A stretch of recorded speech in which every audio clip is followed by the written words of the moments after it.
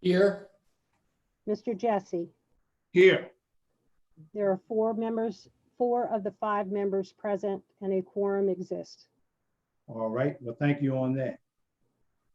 Well, at this time, we're going to hear from Dr. Williams, Director of the Three River Health Clinic.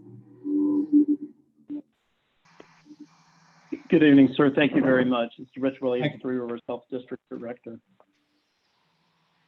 I want to give you a high-level, brief update on the virus tonight, with particular attention to what it's doing in our area and how we can protect ourselves from this virus.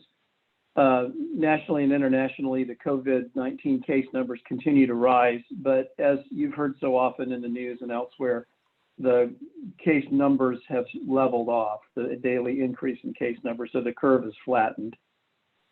So the social distancing that we are accomplishing nationwide and worldwide is so far working pretty well. There's still lots of disease out there and still lots of increases. Virginia, 2,500 plus cases, new cases a day we're seeing. In our area, we are seeing an uptick in community spread, increasing numbers across our district.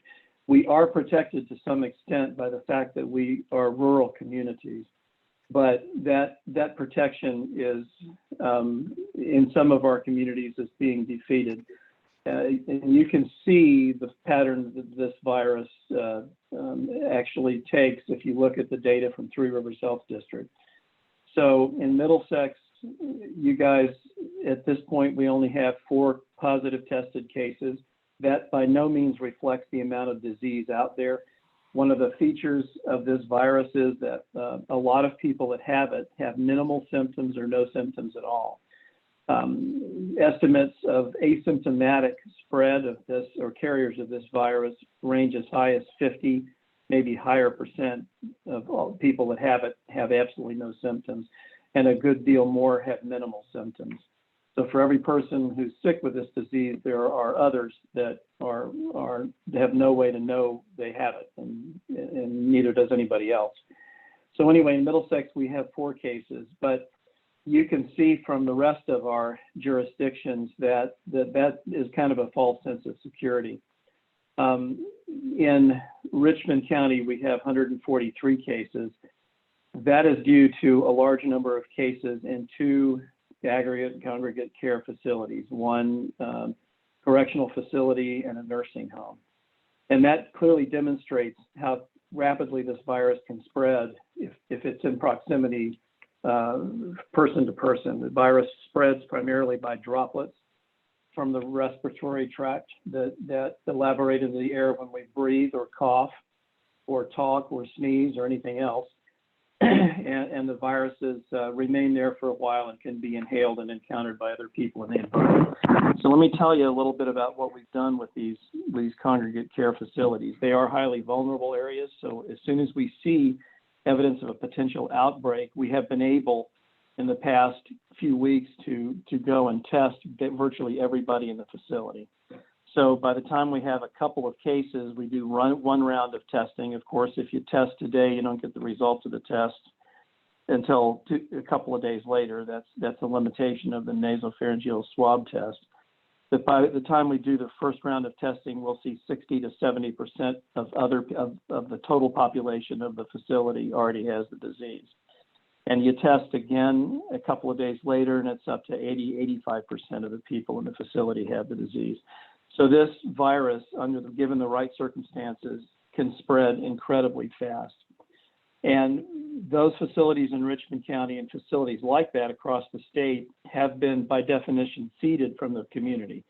So just a few cases that you know about in the community and all the ones that you don't know about that we know are there are enough to penetrate into these long-term, very highly vulnerable facilities and cause lots of cases. And those convert to hospitalizations and really bad outcomes. So a number of 4 COVID tested positive patients and people in Middlesex is not reflective of the amount of disease that's out there. And that kind of gives us a false sense of security that is very false, okay? Our numbers in Virginia, day by day, have been rising a little bit. A lot of that is because we've been doing a lot of congregate care facility sort of testing. But in talking to my epidemiologist, Philip Carr, and looking at our data, we believe our community numbers are going up as well. So we're not out of the woods with this virus by any means. From a hospitalization perspective, we're still doing very good across the state. And so the metrics are trending toward at least trying to satisfy some of the conditions that have been set for reopening and for business to resume, which it must do. The virus itself is a very, as we said already, with asymptomatic spread, it's a very insidious virus. It also does things that no other pathogen that any of us have ever seen does. It causes a huge range of symptoms, from no symptoms at all to fulminant bilateral pneumonia and death. It can attack many systems in the body. And immunologically, it also does some very challenging things in a certain subset of people. There is encouraging information from the Department of Homeland Security that the type of light that we see in sunlight in summer and the conditions, temperature and humidity in summer, the thing has a shorter half-life, so it's harder for it to survive in the environment in those conditions. So we may see a little bit of help with that, with decreased transmission over the summer, which would be great because it would give us a chance to recover. My apologies. Still no treatments for this thing, and vaccines are in development everywhere. PPE and testing is getting a lot better, and you'll see in the coming days a testing strategy emerge from the governor's office and the central office of the VDH to accompany reopening our government and our businesses and reemerging in society. But going forward, it will be imperative to test liberally, and that'll be a mix of the nasopharyngeal swab tests we now use. That detects people who have the disease at the moment, who are actually shedding virus in their secretions from their nose and their mouth.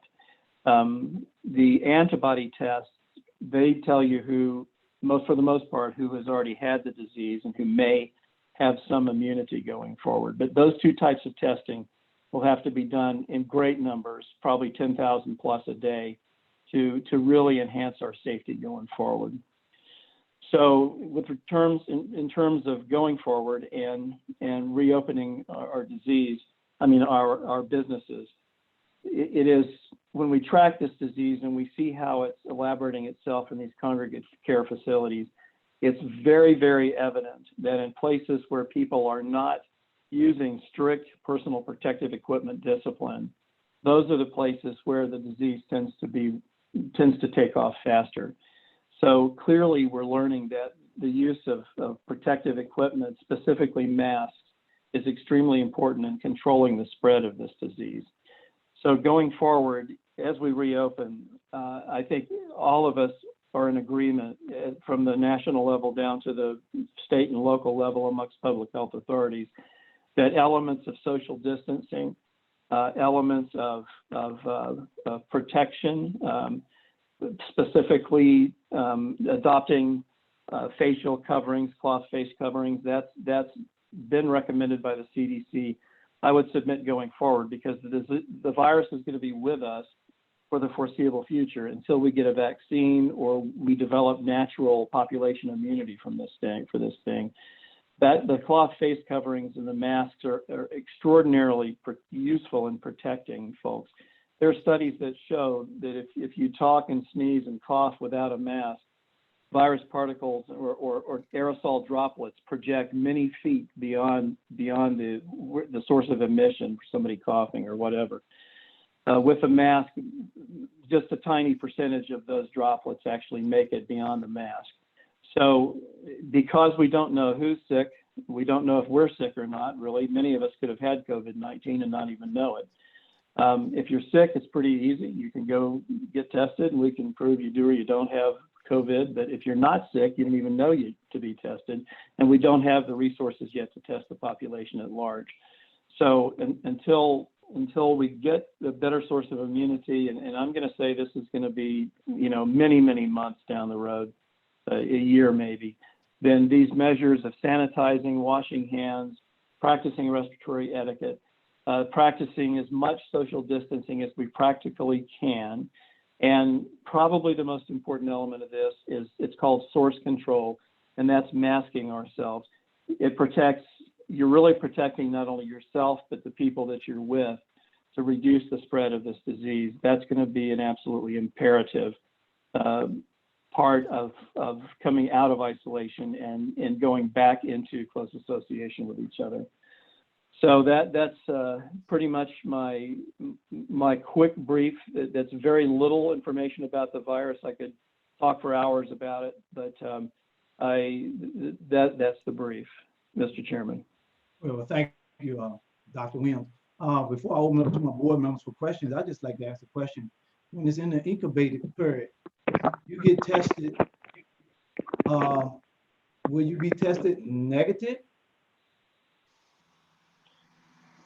So symptoms, people commonly start shedding virus. The people that become symptomatic, people commonly start shedding the virus about 2 days before symptoms appear. If you've been exposed, you obviously are either going to get the disease or not. The tricky thing is you may get the disease and not know it, and the only way to know it is actually to be tested. And eventually that will be more commonplace. But in the incubation period, if you develop the disease, you could very well start shedding the virus, okay, and not know it and test positive maybe 2 or 3 days before your symptoms show up. So yes, you could very well be asymptomatic and test positive in your incubation period if you're in quarantine after an exposure. And usually about 2 weeks, if you have a close exposure to a COVID patient, we recommend quarantine for 2 weeks. And that's pretty much the outer limit of the incubation period of the virus. Well, once you have it, can you get it again? I'm just questioning this question. That is a very good question, sir.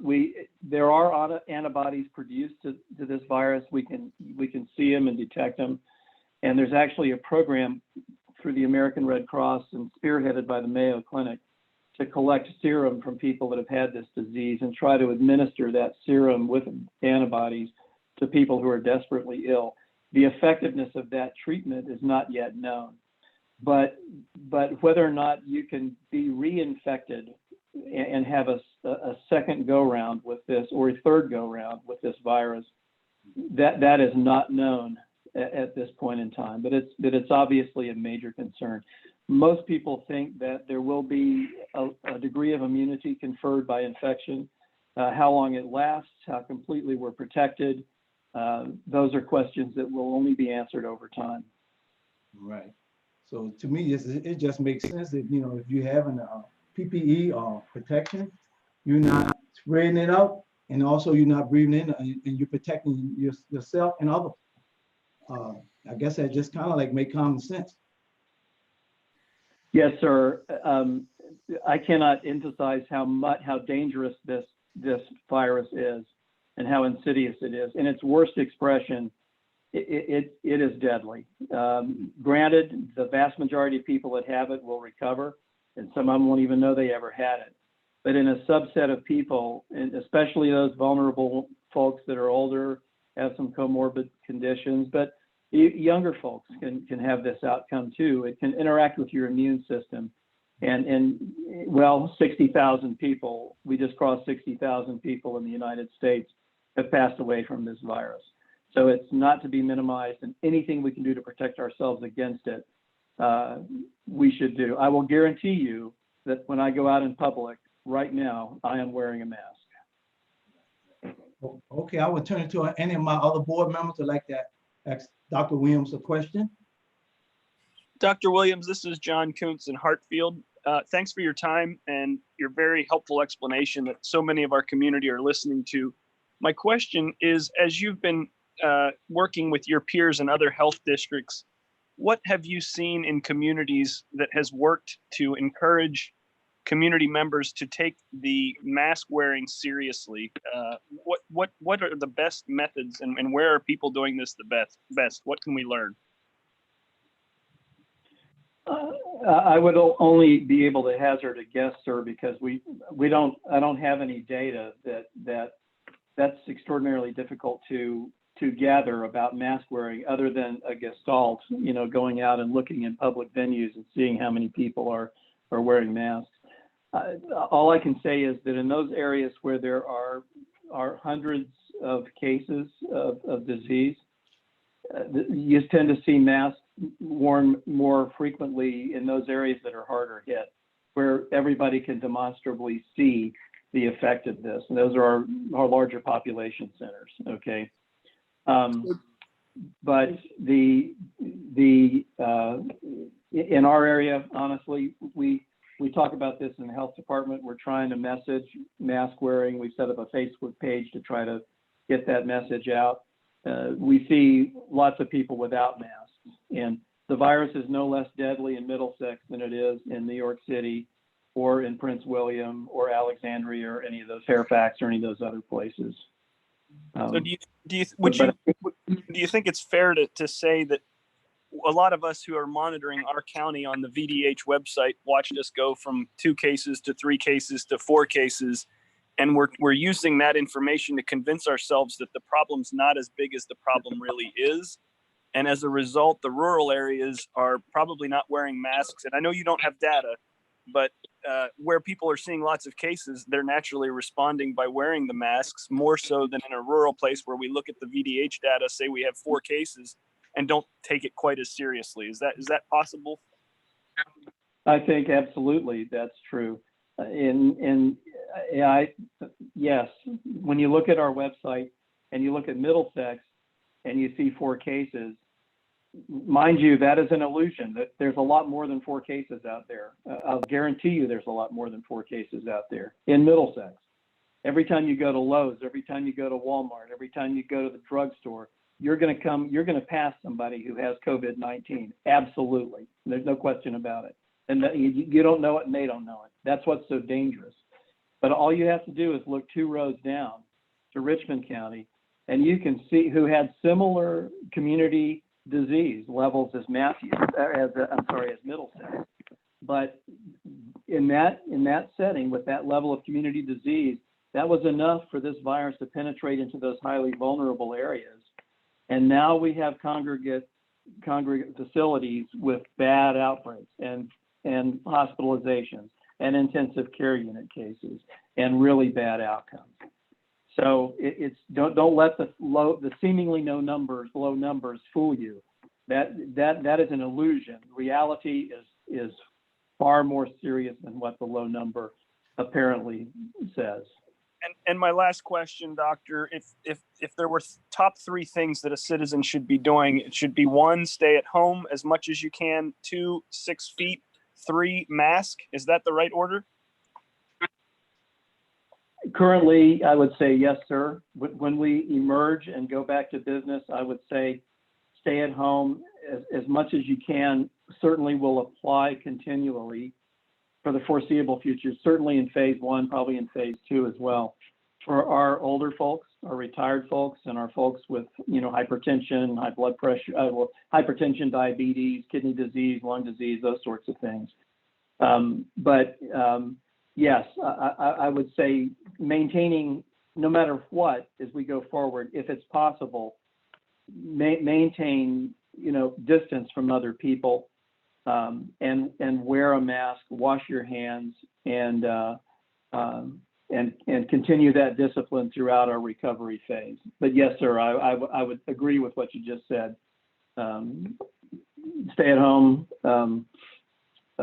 practice social distancing, wear a mask, and the mask. I will say the mask is going to become much more important as we begin to mix together again. It's going to be imperative, in my opinion. All right. Any other board members would like to have any questions for Dr. Williams? No, but I would like to thank Dr. Williams for a very illuminating discussion. Thank you very much, sir. My pleasure and honor, sir. And we'll be here to serve you and answer any questions anybody has. Thank you very much. Dr. Williams. Hello? Oh, Yes, sir. he's gone. Okay. All right. At this time, Matt Walker. Yes, sir. I want to thank Dr. Williams for attending and giving the board an update. We've been talking behind the scenes here a little bit with some of the technical difficulties that we've had. It does seem like we're up against a pretty hard limit of I think we had a limit of 100, and we're well over that, according to Kevin Gentry, our IT director. I believe we have members of the public that want to listen in and can't because we're against that limit.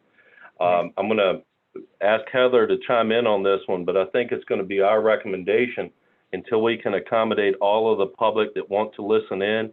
We may want to table this until tomorrow evening, maybe the same time at 6 o'clock, reconvene the meeting and have the discussion on the ordinance and any amendments or any changes that the board may want to make at that time when we have a higher limit.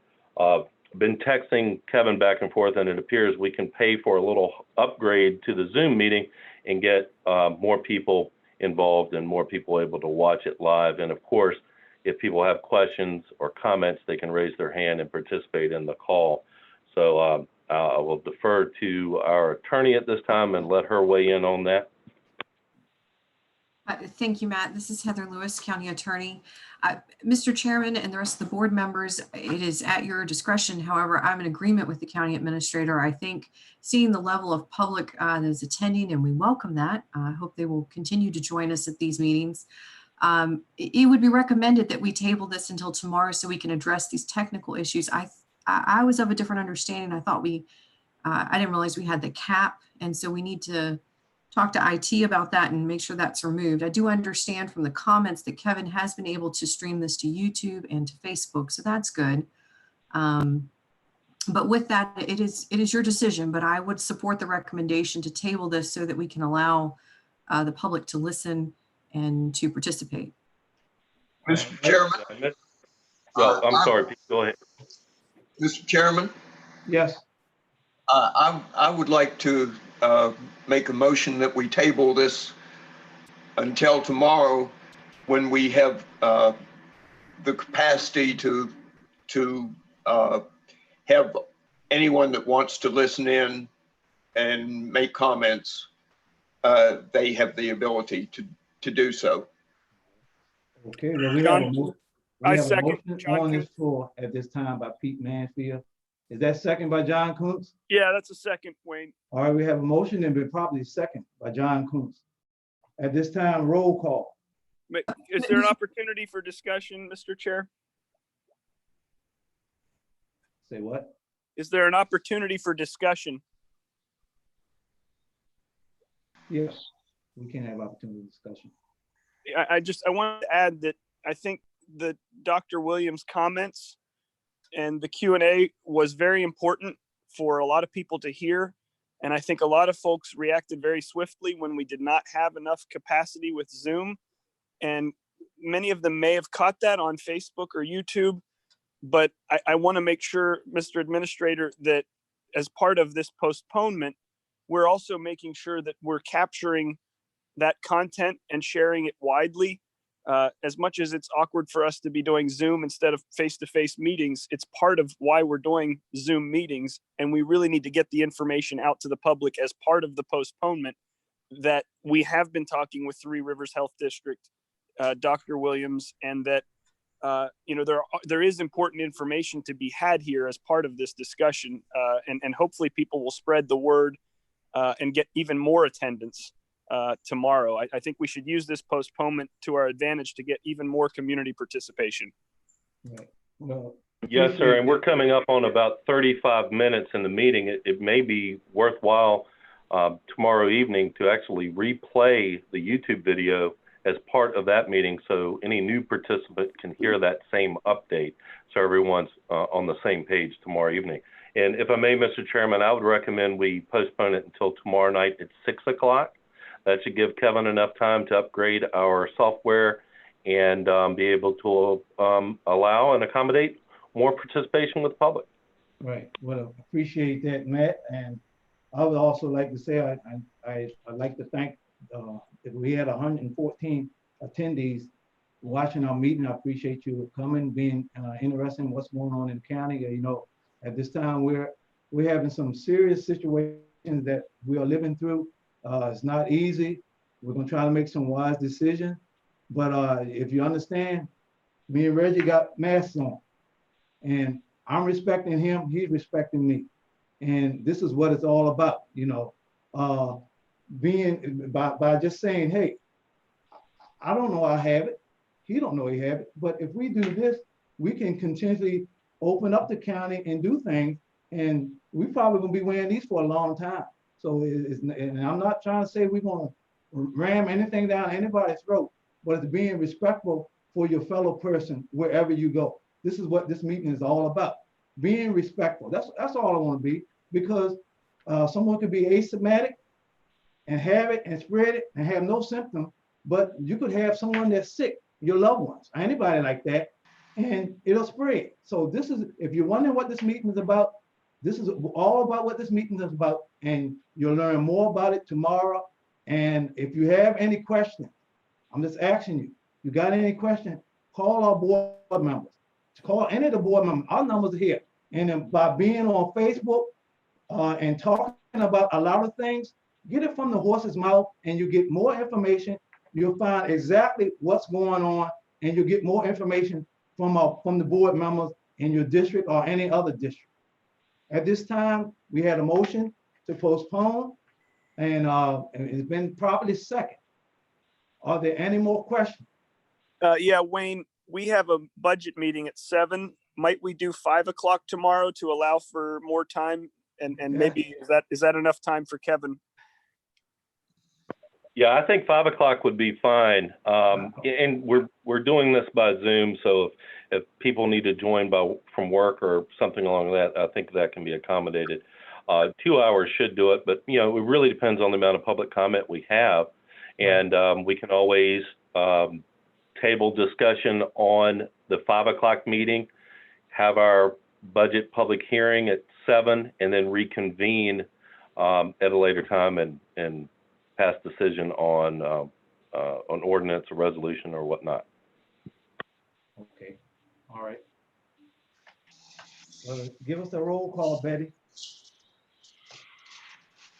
Can I get some clarification on that motion as for the time? Has that been, The motion was has to it been changed to 5 o'clock? postpone the meeting. Yeah, it started at 5. Or either do we need for Pete to redo his motion, amend his motion to 5? I will be glad to do that. And my second still stands. All right, we had a motion to amend the motion to 5, and the second by John Kuntz. Any more discussion?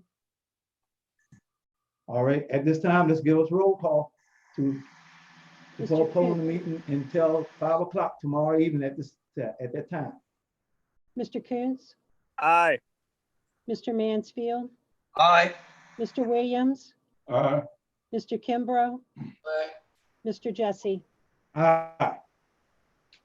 So motion to meet, and just say to everyone, be safe out there, and we'll be back here tomorrow at 5. Have a nice evening.